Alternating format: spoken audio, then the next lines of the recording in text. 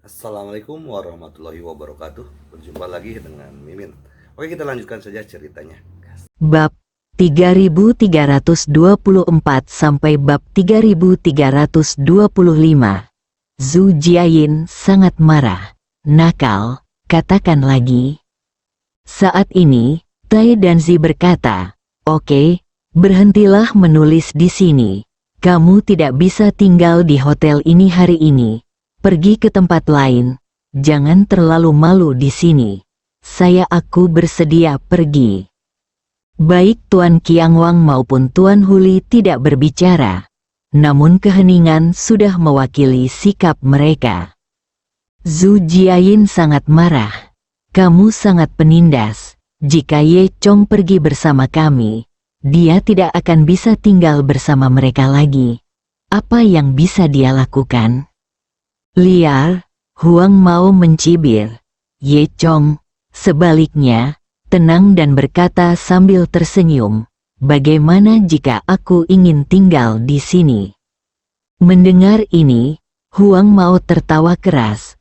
"Wah, kamu sangat tidak tahu malu.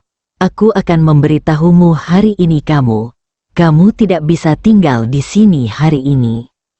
Bos Luo Guo juga menasihati, "Kalian berdua, kenapa kalian tidak pergi ke tempat lain untuk beristirahat?" 2.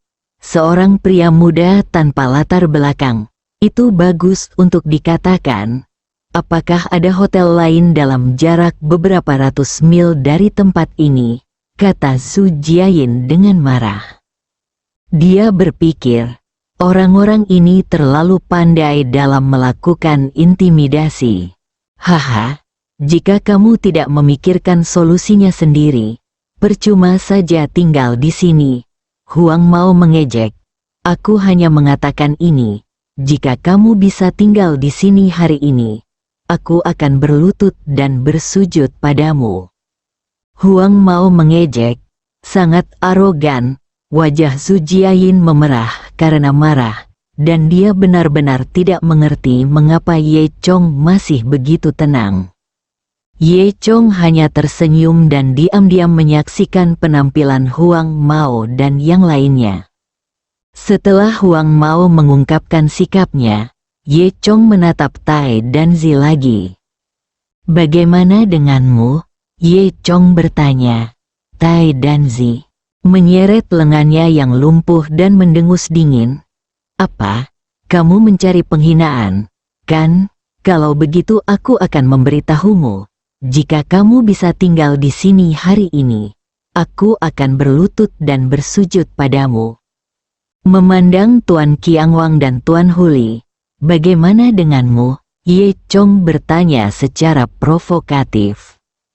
"Omong kosong apa, Tuanku yang agung? Apakah kamu bermain-main di sini dengan junior sepertimu?"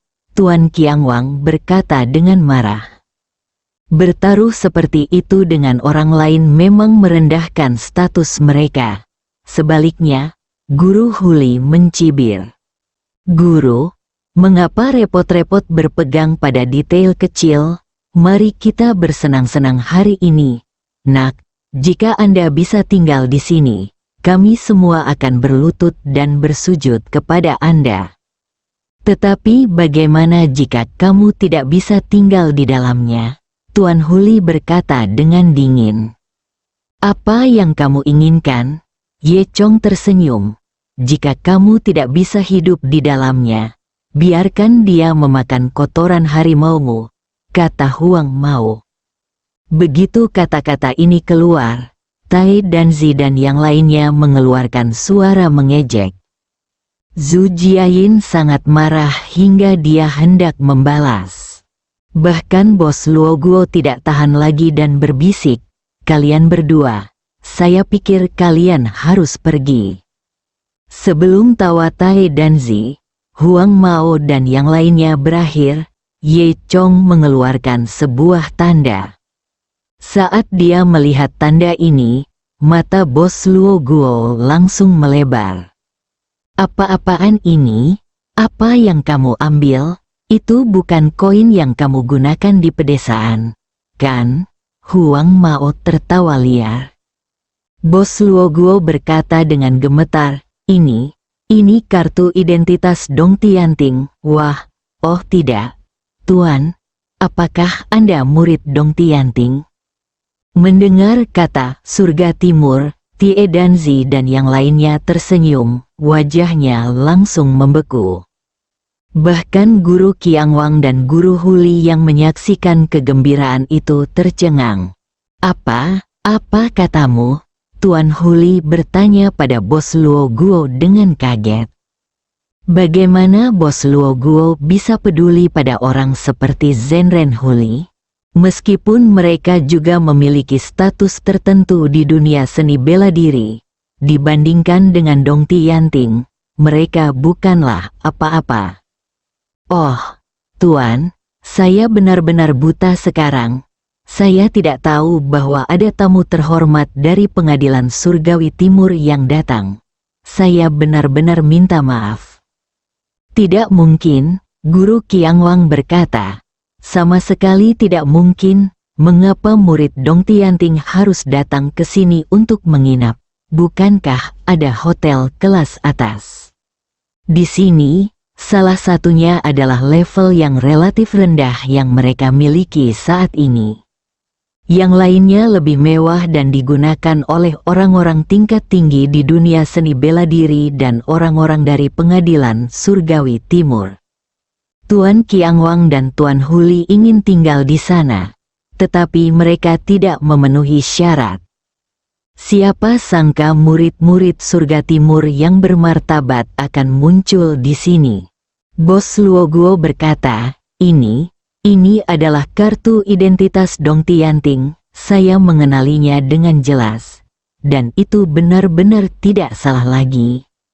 Baru pada saat itulah Zhu Jiayin tahu mengapa Ye Chong begitu tenang sekarang. Setelah mendengar apa yang dikatakan Bos Luo Guo, ekspresi Tuan Qiangwang dan Tuan Huli berubah menjadi sangat buruk. Tai Danzi dan Huang Mao saling berpandangan, dan mereka bisa melihat ekspresi ketakutan satu sama lain.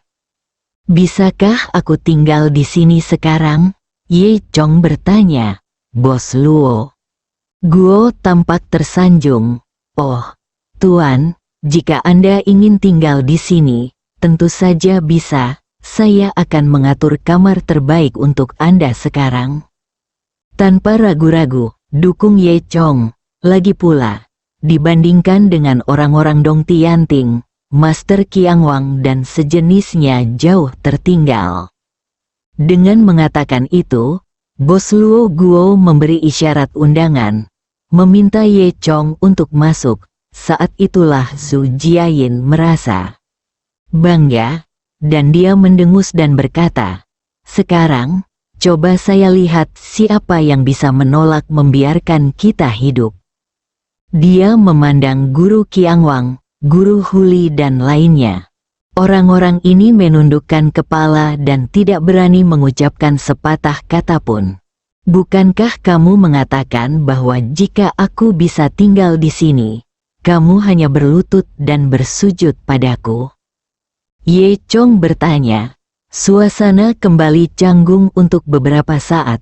Tuan Qiangwang mendengus dingin dan berkata kepada Huang Mao dan Tai Danzi, karena kamu baru saja mengatakannya, lakukan saja. Tampaknya Tuan Qiangwang ingin mengorbankan mereka, dan Tuan Qiangwang tidak ingin menyinggung perasaan Ye Chong. Tai Danzi merasa malu saat ini. Tuan, apa yang harus saya lakukan? Huang Mao bertanya. Tai Danzi sangat marah. Penyebab semuanya adalah bajingan ini.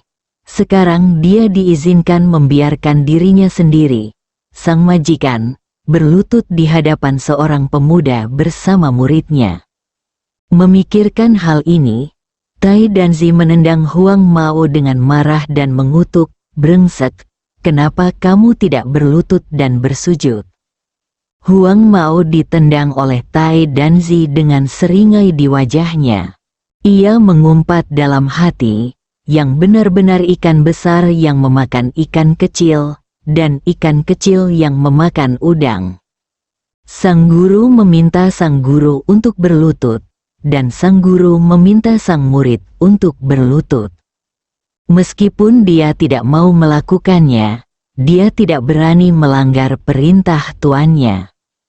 Huang Mao tidak punya pilihan selain berlutut di depan Ye Chong dan bersujud dengan keras. Tai Danzi berpikir itu sudah cukup, tapi Tuan Qianwang mendengus dingin. Tai Danzi berlutut dan bersujud untuk meminta maaf kepada pria ini. Ekspresi Tai Danzi hampir berubah menjadi kuning. Namun, dia tidak berani melanggar perintah Guru Qianwang. Tuan Qianwang bisa bunuh diri dengan satu telapak tangan. Tai Danzi tidak punya pilihan selain berlutut karena malu dan bersujud pada Ye Chong. Huang Mao di sebelahnya berlutut dan bersujud saat melihat tuannya. "Bagaimana? Apakah kamu puas kali ini?" Tuan Qianwang bertanya sambil tersenyum. Dengan sedikit sanjungan, "Ye Chong, bagaimanapun, tidak baik dan mendengus dingin. Bukankah kalian masih berdua?" Ketika Tuan Qianwang dan Tuan Huli mendengar ini, ekspresi mereka tiba-tiba berubah. Tampaknya Ye Chong tidak mau menyerah dan ingin mereka berdua berlutut. Suasana menjadi lebih tenang. Bos Luo Guo mungkin tidak menyangka Ye Chong berani mengatakan itu. Dia menunduk, tidak tahu bagaimana menghadapinya. Tidak peduli seberapa buruknya Tuan Qianwang dan Tuan Huli, mereka tetaplah figur, dan dilihat dari usia mereka berdua masih cukup muda. Sekarang saya harus berlutut dan bersujud kepada orang yang lebih tua. Mengapa ini sangat memalukan? Tuan Qianwang berkata dengan wajah muram, "Anak muda, kamu harus menunjukkan belas kasihan kepada orang lain dan jangan membunuh mereka semua." Itu benar. Lebih baik selamatkan muka. Siapa yang bisa menjamin bahwa kamu tidak membutuhkan kami masuk masa depan? Huli kata orang yang sebenarnya. Ye Chong hanya mendengus dingin. "Selamatkan mukamu. Kamu pikir kamu ini siapa? Bolehkah aku menggunakan sampahmu? Jangan mengandalkan usia tuamu di sini, dan berlututlah dan bersujud padaku." Murid yang menindas yang lemah dan takut pada yang kuat, Ye Chong punya hati. Master Qianwang dan Master Huli juga merupakan tokoh terkemuka di lingkungannya masing-masing. Sekarang Ye Chong, seorang junior, memarahinya seperti ini, siapa yang tahan? Tuan Qianwang sangat marah. "Nak, jangan terlalu sering menindas orang lain. Jangan berpikir bahwa hanya karena statusmu di Dong Tianting, kamu dapat melakukan apapun yang kamu inginkan. Meskipun kami salah sebelumnya, aku sudah cukup memberimu wajah, tapi kamu juga harus menyelamatkan mukaku." Ye Chong hanya mendengus dingin, sikapnya sangat tegas. Kami bukan orang yang tidak masuk akal. Tapi karena permainan judi sudah diatur, kami harus mematuhi aturan. Ye Chong memandang Tuan Qianwang dengan dingin dan berkata, "Saya bersedia mengakui kekalahan. Ini adalah aturannya. Anda telah menjalani hidup yang panjang dengan sia-sia. Tidakkah Anda mengerti?" Wajah Tuan Qianwang berubah. Ini Ye Chong sebenarnya sangat tidak sopan. Tuan Huli berkata dengan marah, "Anak muda, jangan melangkah terlalu jauh, tidak ada gunanya memaksa kami terburu-buru." "Oh, benarkah? Bagaimana jika kami terburu-buru? Hari ini kamu akan berlutut turun." Ye Chong berkata dengan dingin. Tuan Huli sangat marah. Dia belum pernah dipaksa seperti ini sebelumnya, apalagi seorang junior. Ini sungguh memalukan. Tidak tahan lagi, Tuan Huli berteriak, "Cari kematian." Setelah mengatakan itu, dia benar-benar bergegas menuju Ye Chong, membawa angin kencang dengan telapak tangannya. Tuan Huli sangat cepat dan dekat dengan Ye Chong dalam sekejap mata. Kemudian, dia meraung dengan marah, mengulurkan kedua telapak tangannya, dan menggunakan aksinya yang terkenal, telapak tangan harimau. Saya melihat angin di telapak tangannya seperti pisau dan momentum seperti pelangi, mendekati Ye Chong. Samar-samar, sepertinya harimau sungguhan sedang mengaum. Zhu Jiayin, Huang Mao, Tai dan Zi dan lainnya semuanya takut dengan kekuatan ini dan mundur beberapa langkah. Jika telapak tangan ini mengenai orang biasa, seluruh otot dan tulangnya akan patah. Namun, menghadapi pukulan keras ini, Ye Chong tampak seolah-olah tidak terjadi apa-apa. Begitu dia bergerak, dia menjadi tidak menentu seperti angin sepoi-sepoi, dengan mudah menghindari telapak tangan harimau Tuan Huli yang ganas. Meskipun telapak tangan harimau ini sangat ganas, ia bahkan tidak menyentuh sudut pakaian Ye Chong. Tuan Huli melihat sedikit keterkejutan di matanya ketika dia melihat betapa mudahnya Ye Chong menghindari serangannya. Bagaimanapun, Master Huli adalah master yang hebat. Dia bisa mengubah gerakannya lebih cepat dan tangannya jauh lebih cepat. Kemudian, Tuan Huli menyapu dengan telapak tangannya, mencoba menghancurkan hati Ye Chong. Biasanya pada saat ini, harimau Tuan Huli akan melompat keluar dari durinya dan memberikan pukulan fatal pada Ye Chong. Namun, kini harimau itu ditakuti oleh Ye Chong dan tidak berani melangkah maju sama sekali. Melihat Tuan Huli hendak memukul Ye Chong dengan satu telapak tangan, Ye Chong tiba-tiba meninju, memukul lebih dulu. Segera setelah itu, hanya terdengar suara "bang", lalu teriakan dari Master Huli. Seluruh lengan Tuan Huli patah, bahkan lebih parah dari lengan Tai dan Zi sebelumnya. Dia berkeringat kesakitan dan ekspresinya menyakitkan. Segera setelah itu, sebelum Tuan Huli dapat bereaksi, Ye Chong telah mencapai sisi Tuan Huli. Lalu, Ye Chong mengulurkan tangannya dan menepuk bahu Tuan Huli. Hanya dengan satu tembakan, Master Huli merasakan ledakan kekuatan besar ke tubuhnya. Kakinya melunak, dan dia langsung berlutut. Pada saat ini, Tuan Qiangwang melihat telapak tangan harimau Tuan Huli yang ganas. Ye Chong tidak berdaya, dan memutuskan untuk mengambil metode yang lebih tercela. Saat Ye Chong bertarung melawan Huli, dia diam-diam menembakkan cahaya putih dari lengan bajunya. Itu adalah senjata tersembunyi yang sangat tersembunyi dan mengenai bagian vital Ye Chong secara langsung. Ye Chong mendengus dingin, telah memperhatikan gerakan Tuan Qiangwang sejak awal. Saya melihatnya bergerak sedikit, mengulurkan dua jari, dan dengan mudah menangkap senjata tersembunyi itu. Kemudian, Ye Chong menekan jari-jarinya dengan ringan, dan senjata tersembunyi itu hancur menjadi bubuk. Itu saja, Ye Chong mengejek. Ekspresi Guru Qiangwang berubah drastis saat melihat ini. Dia tidak menyangka senjata tersembunyinya akan mudah dipecahkan oleh Ye Chong. Nak, berhentilah menjadi gila. Tuan Qiangwang terkejut sekaligus marah saat ini. Saya melihat Guru Qiangwang membentuk segel dengan tangannya, menggumamkan kata-kata di mulutnya, dan kemudian mendorong dengan kuat dengan kedua telapak tangannya. 1000 cahaya menyilaukan tiba-tiba muncul di langit. Namaku Qiangwang tidak sia-sia. Sinar cahaya ini melambangkan 1000 senjata tajam yang tersembunyi, dan dalam sekejap, semuanya menembak ke arah Ye Chong seperti pedang tajam. Kecepatan cahaya sangat cepat, meninggalkan jejak putih di langit malam.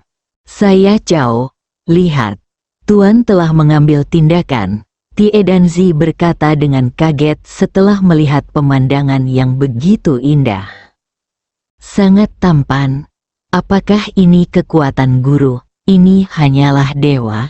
Mata mereka memantulkan cahaya putih yang memenuhi langit. Melihat 1000 senjata tersembunyi, Ye Chong hendak ditelan. Tapi Ye Chong tenang dan sedikit tersenyum. Aku melihatnya perlahan mengulurkan tangannya.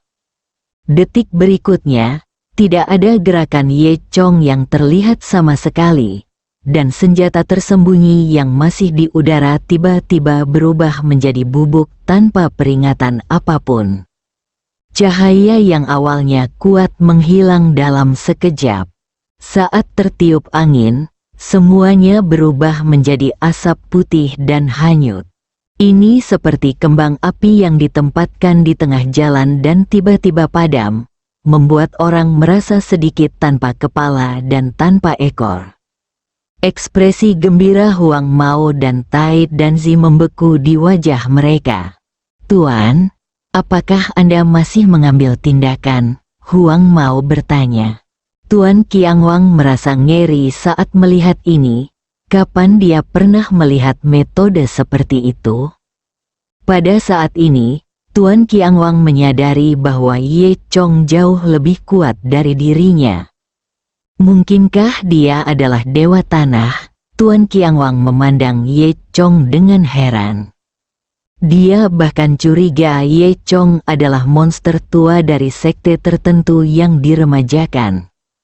Ye Chong berdiri di sana dan menatap Guru Qianguang dengan dingin. Dia tidak berbicara, hanya memandang dengan dingin. Namun, hal ini membuat Guru Qianguang merasa sangat tertekan. Hanya mendengar pop, Tuan Qianguang tidak dapat menahan tekanan dan berlutut. Huang Mao, Tai Danzi dan lainnya tercengang. Pada saat ini, Tuan Qianguang dan Tuan Huli sama-sama berlutut. Ye Chong berkata dengan dingin, bersujud atau mati. Meskipun nadanya tenang, semua orang bisa merasakan niat membunuh yang terkandung di dalamnya. Tuan Qianguang dan Tuan Huli benar-benar ketakutan. Pertama, Guru Huli melakukan koutao 3 kali. Tuan Qianguang juga melakukan koutao dengan cepat.